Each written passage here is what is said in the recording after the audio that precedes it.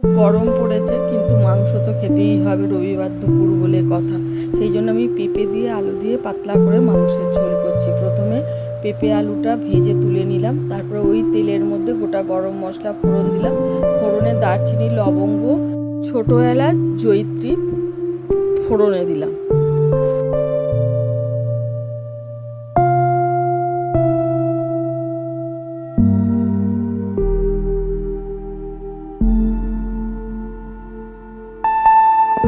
ফোড়ন থেকে সুন্দর গন্ধ বেরিয়ে এলে তারপর পেঁয়াজ দিলাম। পেঁয়াজটা দিয়ে হালকা করে কষে নিলাম। কষে নেওয়ার পর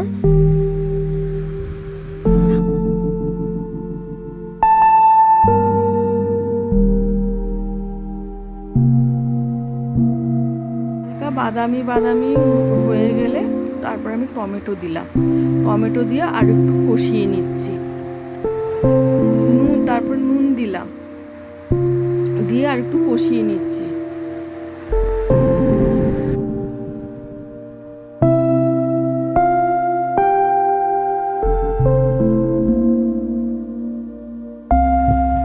এবার একটু বাদামি বাদামি হয়ে যাওয়ার পর টমেটোটা একটু গলে গলে গেছে।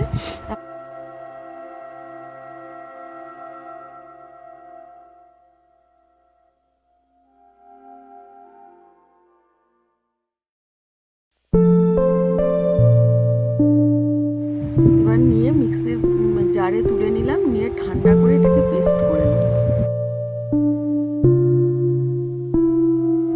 এরপর আর একটু তেল দিলাম কড়াতে, দিয়ে দুটো তেজপাতা দিলাম ফোড়নে।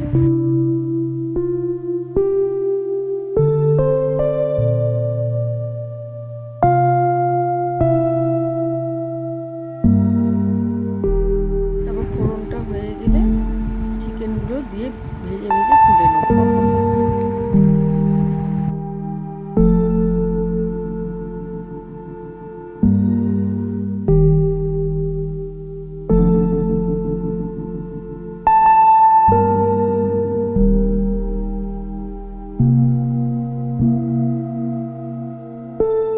ভালো করে চিকেনটা ভাজতে হবে, কারণ চিকেনের মধ্যে একটা তো স্ট্রং গন্ধ থাকে, সেই গন্ধটা যাতে চলে যায়।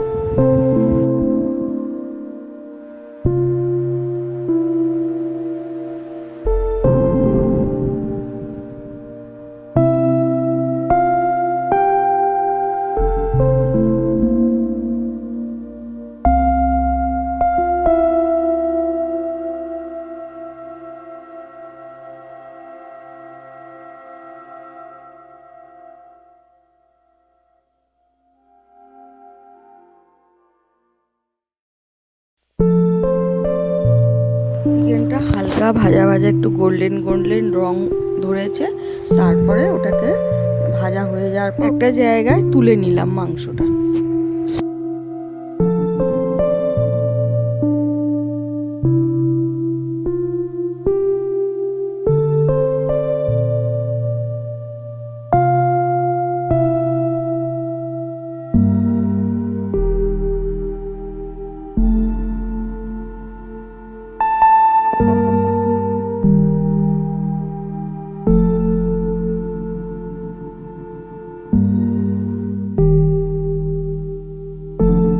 মাংসগুলো তোলা হয়ে গেছে, ওই তেলের মধ্যে ছোট এলাচ ফোড়ন দিলাম।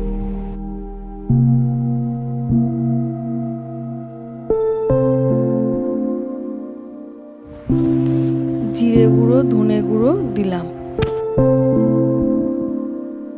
চিনি দিলাম।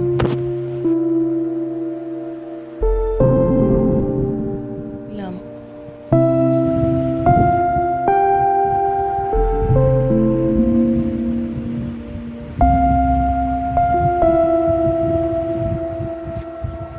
নুন দিলাম,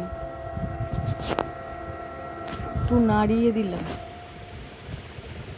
চিনিটা যাতে ক্যারামেলাইজড হয় তেলের সাথে, সেই জন্য মিশিয়ে দিলাম ভালো করে। এরপর পেঁয়াজ, আদা, রসুন যেটা ভেজে পেস্ট করে রেখেছিলাম সেইটা দিয়ে দিলাম।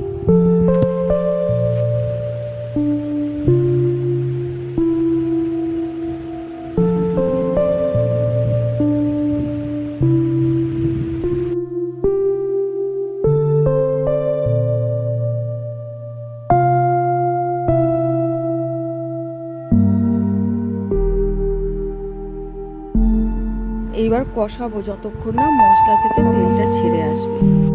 কষাতে কষাতে দেখুন মশলাটা থেকে যখন তেলটা ছেড়ে গেছে, এবার আমি ভাজা চিকেন, আলু, পেঁপে সব দিয়ে দিলাম, দিয়ে মিক্সড করে নিলাম।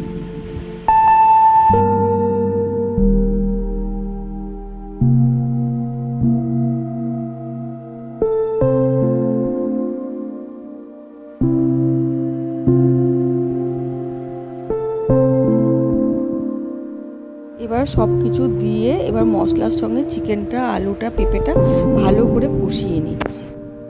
জল দিয়ে দিয়ে কষাচ্ছি যাতে নিচটা না লেগে যায় কড়াইয়ের।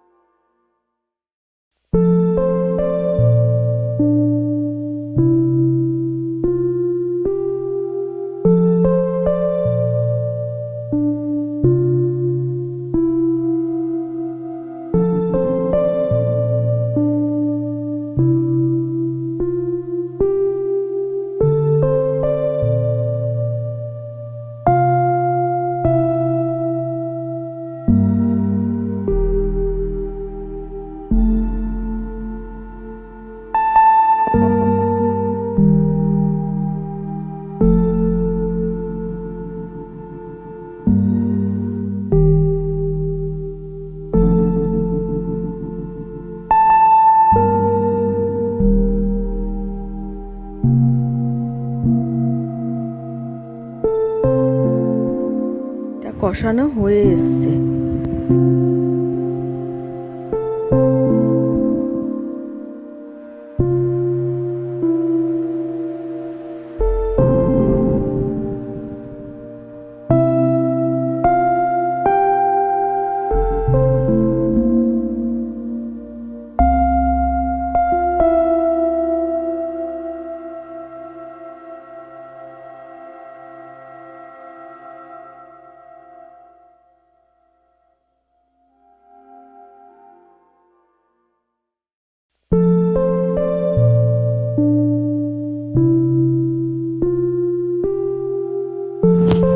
এবার গরম জল দিয়ে তারপর একটা ঢাকা দিয়ে দিলাম যাতে সব সিদ্ধ হয়ে যায়।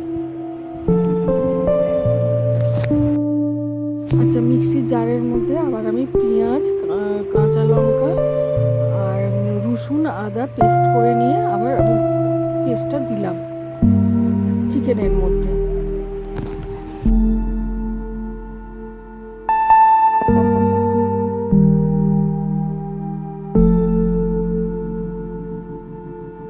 পেস্টটা দিয়ে এবার ভালো করে কষিয়ে নিলাম চিকেনটা।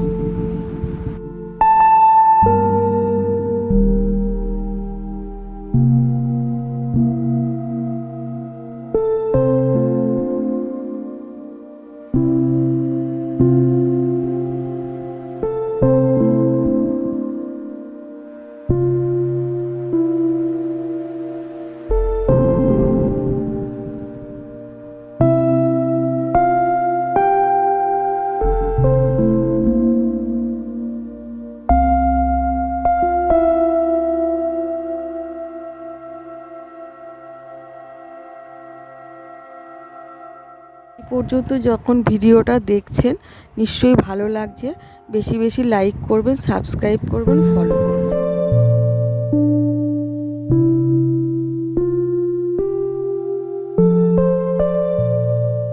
এর মধ্যে আমি সাইডে আগে থেকে গরম জল করছিলাম এবং মাংসটার মধ্যে ঢেলে দিলাম কষানোর পরে।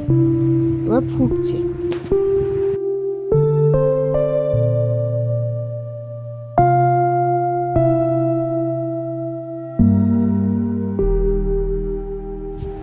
মাংসটা ফুটে যাওয়ার পর পেঁপে আলুটা আমি চেক করে নিলাম, দেখলাম সব সুসিদ্ধ হয়ে গেছে।